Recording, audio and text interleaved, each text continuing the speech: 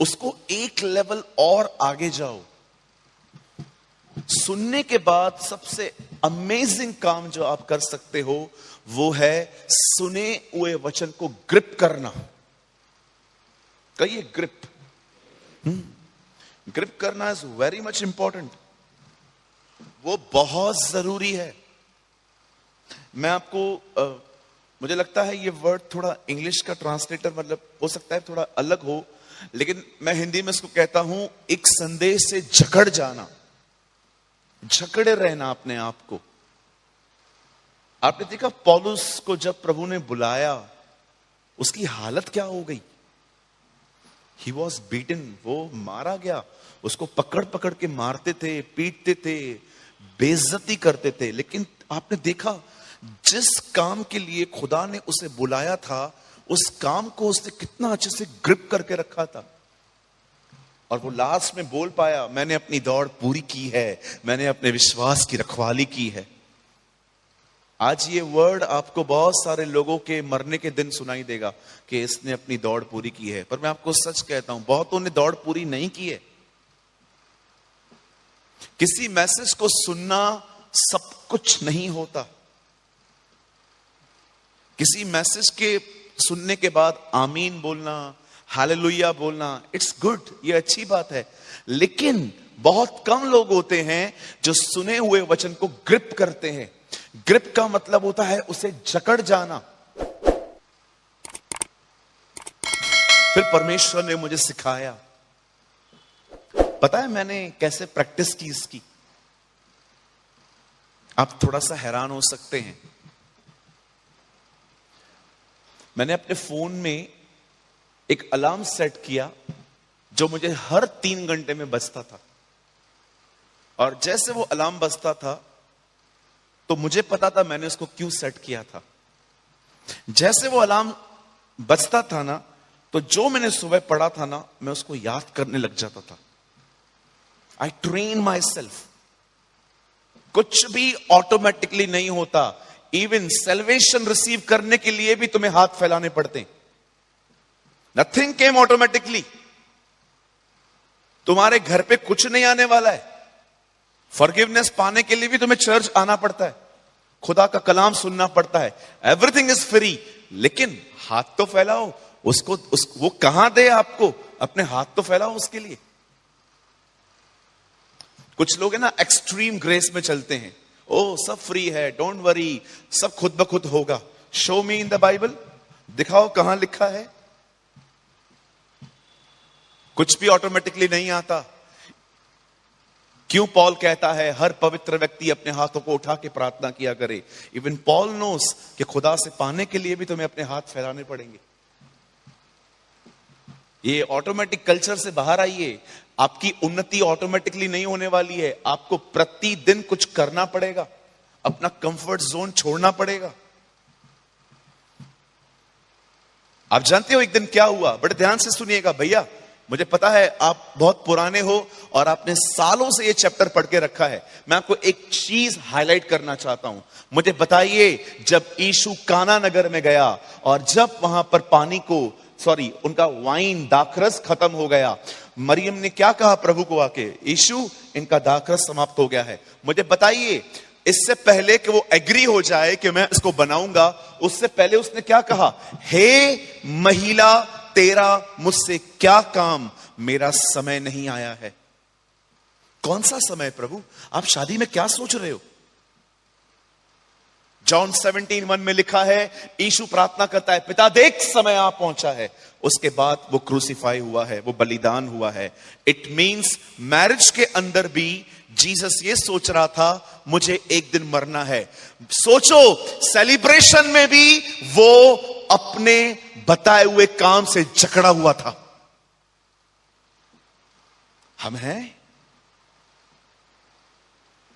आप सोचो, अगर हम लोग शादी में चले जाएं तो हम क्या करते? मैं अपनी बताता हूं। मैं सबसे पहले जिन्होंने मुझे बुलाया है मैं उनको नहीं ढूंढता। मैं पहले घुमा लेता हूं अपनी मुंडी के खाने के लिए क्या क्या है। या मैं ऐसा ही हूं।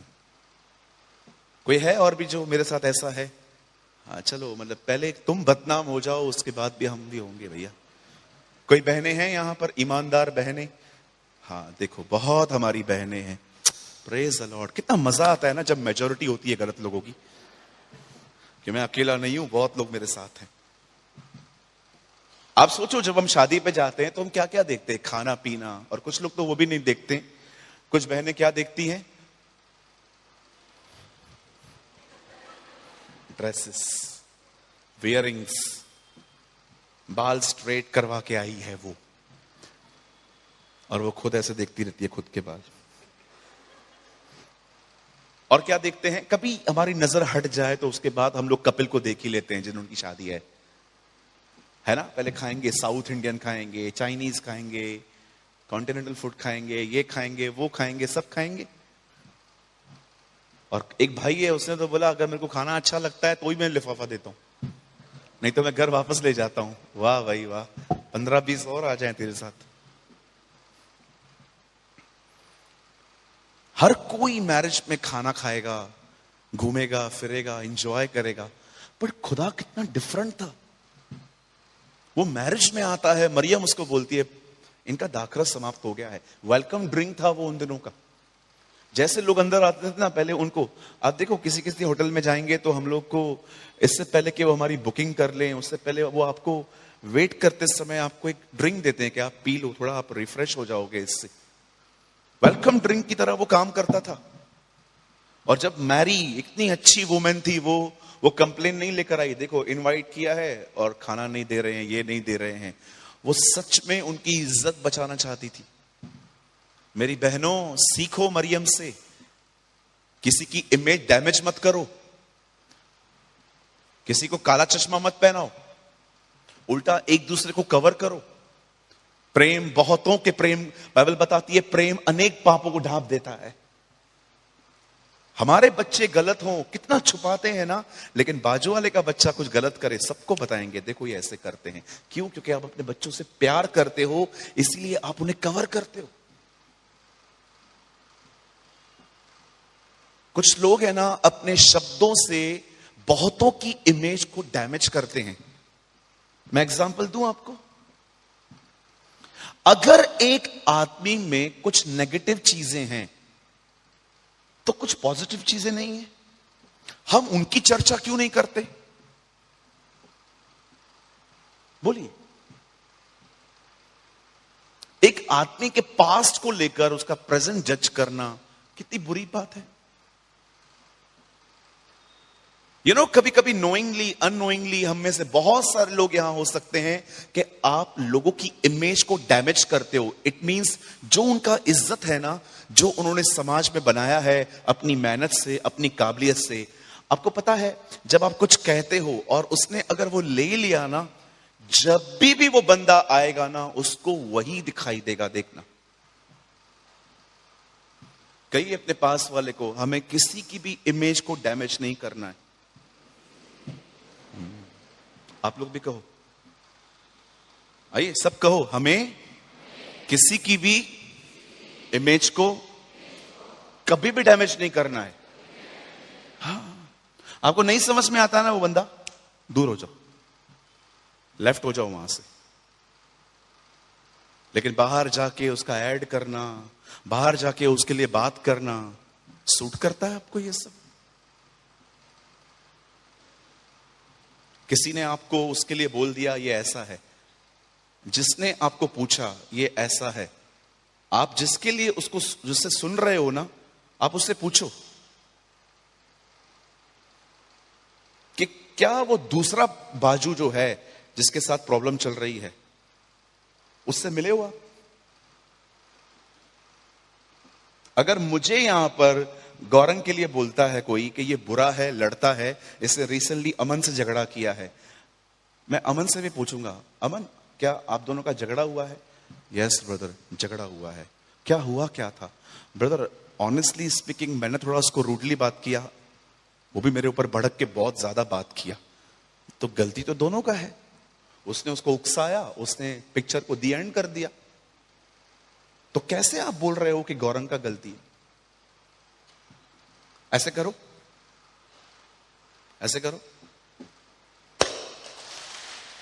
आवाज आई? आवाज कभी भी एक हाथ से नहीं आती है। अभी ऐसे करो, अभी आवाज क्यों नहीं आ रही है? ये कहावत नहीं है, ये सच्चाई है। ताली कभी एक हाथ से नहीं बजती। कोई भी आपको किसी की भी बुराई करता है ना, ये ऐसा है, ये वैसा है, ये वैसा है, सबसे पहले ये जानो कि इनका पर्सनली कुछ आपस में प्रॉब्लम है कि सच में इशू है। मुझे कोई भी कंप्लेन करता है ना, मैं समझ जाता हूं एक्चुअली ये इसको पसंद नहीं है। मेरे सामने तो किसी का भी इमेज डैमेज करने की कोशिश मत करना। आई वॉर्न यू, मतलब मैं सालों तक तुमसे दूर हो जाऊंगा, तुम्हें पता भी नहीं चलेगा कि पास्टर बात क्यों नहीं करता है। क्यों? क्योंकि तुम नोहा की संतान की तरह हो कि नंगे जो लोग सोए हैं ना उनके कपड़े उतार रहे हो। कई अपने बाजू वाले को, हाँ आप बिलीव करो, मैं खुद अपने चर्च में भी कुछ लोगों से बहुत दूर रहता हूं, क्योंकि मैं जानता हूं they are full of politics, full of politics. क्या लगता है आपको, ये इतना बड़ा जो ग्रुप है हमारा, ये तो चलो 25% है, अभी और उल्लासनगर में रहते हैं, पुणे में रहते हैं, आपको क्या लगता है मैं सबके करीब रहता हूं? कभी भी नहीं। जब मैं देखता हूं ना ये बंदा ऐसा है, मुझे उससे कोई नफरत नहीं है, ना मुझे उसके लिए कोई हेटरेट है अंदर में, कुछ भी नहीं, मैं डिस्टेंस मेंटेन करता हूं। आपको भी सलाह देता हूं, जो लोग आपको वचन से दूर ले जाते हैं, दुआ से दूर ले जाते हैं, खुदा से दूर लेके जाते हैं और अपनी तरह पॉलिटिकल बनाना चाहते हैं, प्लीज उनसे दूर रहो। हमारे आरकेटी के चर्च में मुझे आज भी याद है, कोई बंदा था जिसने ग्रुप बनाया था, अपनी बातें उनको बताया करता था। 3 महीने मैंने दुआ की, प्रभु ये ग्रुप तोड़ तोड़ तोड़ तोड़, खत्म कर दिया खुदा ने पूरा ग्रुप ही। मैं जब भी चर्च में देखता हूं ना कोई है जो अपनी चर्च बना रहा है अपने अंदर, मैं हाथ पैर मेरे चालू हो जाते, क्योंकि पॉल वॉर्न करता है तुम्हारे ही बीच में ऐसे लोग उठेंगे। You know in these days people are so much caught with Paul's letter. आप इन दिनों में देखो बहुत सारे लोग पौलुस की पत्रियों से झगड़े हुए हैं। ये मैं गलत नहीं कह रहा हूं, क्यों? क्योंकि वो तुम्हारे लिए बहुत आशीष वचन बोलता रहता है, ओ मसीह में तुम ये हो, मसीह में तुम वो हो। Sometimes read the letter of John of Revelation. कभी कभी प्रकाशित वाक्य के साथों जो कलीसियाओं को है ना, वो भी लेटर पढ़ के देखो, देखो हर कलीसिया को प्रभु कैसे वॉर्न करता है। Some people are only reading Paul's letter, in Christ in Christ in Christ. ओ मैं मसीह में आशीषित हूं, मैं मसीह में नई सृष्टि हूं, मैं ये हूं वो हूं। कभी कभी आपको प्रकाशित वाक्य के साथों कलीसियाओं के बारे में पढ़ना चाहिए जिनको कहा गया है पश्चाताप करो। Hello, hallelujah. भैया हमें बाकी बातें बिल्कुल भी अच्छी नहीं लग रही हैं। थैंक यू लॉर्ड, ये तो होना ही चाहिए। जिसको अच्छी नहीं लग रही है मतलब वो सुन तो रहा है। कई ये जकड़ना बहुत जरूरी है, सुनना ही सब कुछ नहीं है। यीशु ने क्या कहा, हे पिता मेरा समय आ गया। मरियम को कहता है मेरा समय नहीं आया। कौन सा समय प्रभु? मुझे पता है मेरा जन्म क्यों हुआ है, सिर्फ एक वजह से, मरने के लिए। ज्योतिषी लोग पहले दिन पे ही मेरे ऊपर लोबान रख के गए थे, जो मरने के बाद किसी पे डाला जाता है ताकि खुशबू आए। वो जीते जी व्यक्ति के ऊपर उन्होंने लोबान साइड में रखा था। यही तो प्रोफेसी थी, मैं आया ही मरने के लिए। वाह, प्रेज द लॉर्ड, हालेलुया। कितने लोग कुछ समझ पा रहे हैं? मेरे पीछे एक लाइन कहिए और उसके बाद हम आज के अध्ययन को शुरू करेंगे। मैं आज मीटिंग 9 बजे तक पूरी करूंगा, 9-9:10 तक, क्योंकि न्यू प्लेस है, मैं थोड़ा सा इनकन्वीनियंस हूं यहां पर। फिर भी हम संगति करेंगे। और मेरे पीछे कहिए, वचन को सुनना ही सब कुछ नहीं है, हमें उसके साथ जकड़ना है। यस। ओ ब्रदर, उनका क्या जो सुनते ही नहीं है, वो चर्च है ही नहीं। जो चर्च में आता है और वचन नहीं सुनता है, वो चर्च ही नहीं है सर। कोई फर्क ही नहीं है इनमें और नास्तिकों में। They are heathens, don't worry. अगर ऐसे लोगों को जो वचन नहीं सुनते हैं आप कुछ भी गलत करते हुए देखो, डोंट वरी, मैंने आपको पहले से ही बता दिया है। जैसे यीशु ने कहा था ना, मैंने तुम्हें पहले ही बता दिया। ओके, क्या आप सब तैयार हैं? हालेलुया, बोलो यीशु मसीह की। क्या आप सब तैयार हैं?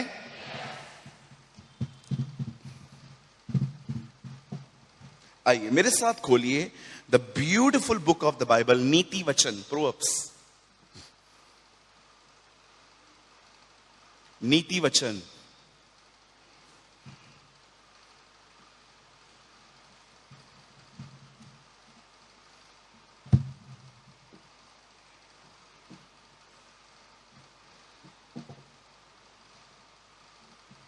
चार अध्याय, चैप्टर 4।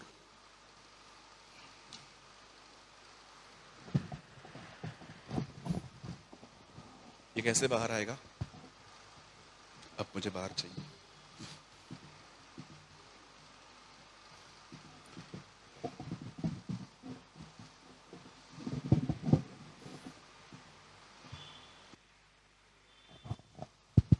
ठीक, नीति वचन 4 अध्याय, और प्लीज कोट कीजिए 4 का 18 वचन, proverbs 4:18।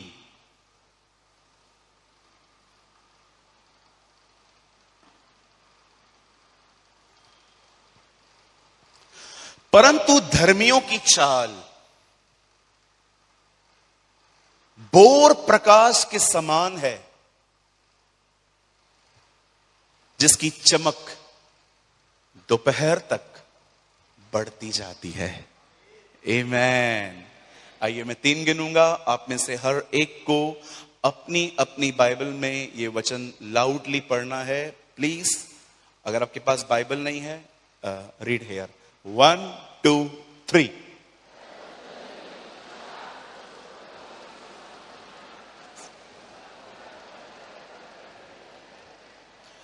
But the path of the righteous is like the dawning light that shines more and more until the perfect day. आइए मैं चाहता हूं आप सब सामने देखें, अब सुनिए। सबसे पहले कहिए मैं धर्मी हूं, ये मेरी पहचान है। कहिए ये स्वर्ग का आधार कार्ड है।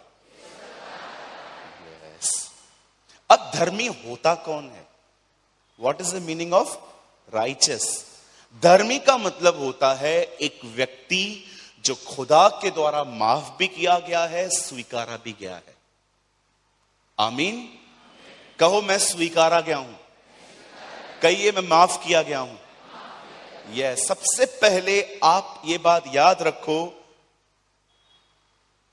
कि परमेश्वर ने आपको फॉरगिव किया है और परमेश्वर ने आपको स्वीकारा है। और अगर आपकी ये फाउंडेशन है जीवन के अंत तक कि यीशु ही मेरा खुदा है, तो वो आपको कभी भी, चाहे कुछ भी हो, वो आपको अपने आप से अलग नहीं करेगा। लेकिन किसी दिन आपने ये कह दिया कि नहीं, मैं नहीं मानता कि यीशु खुदा का बेटा है, तो मुझे लगता है आप खुद अपनी नींव को तोड़ रहे हैं जो खुदा ने दी है। क्यों हम मानते हैं कि यीशु ही प्रभु है? क्या रीजन है उसका? दुनिया में इतने अच्छे अच्छे लोग हैं, इतनी बढ़िया बढ़िया बातें करते हैं। सुनिए, ज्ञान देने में और जीवन देने में जमीन और आसमान का फर्क होता है। ज्ञान तो मैं भी दे सकता हूं, हां बिल्कुल, मेरे पास बहुत ज्ञान है। जीसस से अलग होकर भी बहुत वो वाला बहुत ज्ञान है। ज्ञान देना सब कुछ नहीं होता है। बोलो ज्ञान देना, हाँ सब कुछ नहीं होता है। हाँ, आप इन दिनों में टीवी चैनल चला के देखो, 15-15 साल के लड़के ज्ञान दे रहे हैं। ऐसा ज्ञान कि आप ऐसे ऐसे मुंह खोल के बैठोगे, ऐसी ऐसी बातें बताते हैं। हमारे खुदा ने ज्ञान नहीं दिया, हमारे खुदा ने अपनी जान दे दी। उसने अपने आप को बलिदान किया। You should understand this. That was ये एक कारण है कि हम उस खुदा को मानते हैं जो यूनिक है। आप समझ पा रहे हैं? कुछ प्रचारक कहते हैं इब्राहिम की आशीष प्रॉस्पेरिटी है। पढ़ के देखिए क्या कहता है पॉल रोमन्स 4 में। इब्राहिम की आशीष विश्वास से धर्मी ठहरना है। इब्राहिम ने परमेश्वर पर भरोसा किया और परमेश्वर ने उसके लिए धार्मिकता गिना। आपको पता है किस बात के कारण हम आशीषित हैं? मुझे बताइए। क्या खुदा ने आपको कहा आप अच्छे बन के आओ तो मैं तुम्हारा उद्धार करूंगा? सब छोड़ के आओ फिर तुम्हारा उद्धार करूंगा? पूरी दुनिया एक तरफ है और जीसस एक तरफ है। पूरी दुनिया कहती है अच्छे बनो, अच्छे कर्म करो और तुम्हारे साथ अच्छा होगा। लेकिन हमारे खुदा ने हमें नहीं कहा तुम अच्छे बन के आओ। उसने हमें हमारी गंदगी के साथ स्वीकार किया। ये हालेलुया। इसीलिए हम मानते हैं कि वो हमारा परमेश्वर है। इसीलिए हम मानते हैं। किसी ने कहा वो तुम्हारी जगह पे मरा। क्रॉस किसकी प्लेस थी? हमारी। स्वर्ग किसकी जगह थी? उसकी। अदला बदली हो गई। क्रॉस पे वो चला गया, हम स्वर्ग चले गए। Think about this. मुझे समझ में नहीं आता क्यों जीसस से प्यार करना आजकल लोगों को कठिन लगता है। क्योंकि मुझे लगता है वो अपना जस्टिफिकेशन भूल गए हैं। वो भूल चुके हैं वो कैसे थे और उन्हें कैसे स्वीकारा गया। सोचो अगर यीशु का पाथ ऐसा होता, जाओ सिगरेट छोड़ के आओ, शराब छोड़ के आओ, लड़की बाजी छोड़ के आओ, ये छोड़ के आओ, वो छोड़ के आओ, सब एकदम 100% परफेक्ट होके आओ, तब मैं सोचूंगा कि मैं तुम्हें अपना बच्चा कहूं कि नहीं कहूं। कहां जाते हम? क्योंकि ऐसे भी लोग हैं जो कहते हैं कि अब हमारे पास आ जाओ, करोड़ों में एक तो वहां पहुंच ही जाता है, तो बाकी कहां जाएंगे? हमारे परमेश्वर ने हमें ये एश्योरेंस नहीं दिया है कि करोड़ों में एक जाएगा। उसने हमें कहा है मेरे साथ चलो, करोड़ के करोड़ जाएंगे वहां पर। ये बोलो यीशु मसीह की। कभी न भूलें धर्मी बनना होता क्या है। पौल कहता है देखो परमेश्वर की वह धार्मिकता प्रकट हुई है जिसका आधार व्यवस्था नहीं पर मसीह पर विश्वास करना है। वो कहता है हम उस धार्मिकता में नहीं है जिसमें कहा गया है अच्छे बन के आओ। हमने मात्र उस पर विश्वास किया और हम निर्दोष ठहरे हैं। सोचो क्यों उसने इतना आसान कर दिया। ये परमेश्वर जानता है उद्धार इतना महंगा है कि कोई अरबपति भी खरीद नहीं सकता। तुम्हारी जमीन जायदाद बिक जाएगी, तुम्हारा सब कुछ बिक जाएगा, तो भी तुम उसके लहू की एक बूंद खरीद नहीं कर सकते क्योंकि वो खुदा का खून है। अब उसने सोचा अगर ये पूरी दुनिया भी एक हो जाए ना तो भी उधार खरीद नहीं कर सकती। उसने कहा हम एक काम करेंगे, हम इसे फ्री कर देंगे। ये मुफ्त है। कहिए अपने बाजू वाले को उद्धार मुफ्त है। कहो अपने बाजू वाले को मुक्ति मुफ्त है। बोलो मोक्ष मुक्त है। फ्री। तुम्हें फ्री मिला लेकिन किसी को ऐसी कीमत चुकानी पड़ी कि उसे अपनी जिंदगी देनी पड़ी।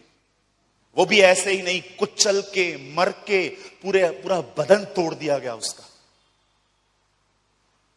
उसकी ऐसी हालत की गई कि लिखा है जो लोग क्रूज पे उसको देख रहे थे ना, सबको लग रहा था ह्यूमन है ही नहीं है। पढ़ के देखो आइज़ाया 53। जब हमने उसकी तरफ देखा तो हमें वो मनुष्य सा जानना पड़ा। 53 या उससे पहले कहां लिखा है? आप सोचो आपके सामने एक बंदा लकड़ी पे चढ़ा हुआ है, सिर्फ उसका ये वाला हिस्सा कवर्ड है, बाकी वो पूरा नेकेड है। और सोचो आप उसको देख रहे हो और आप आपस में कह रहे हो He doesn't like, ये दिखता ही नहीं है।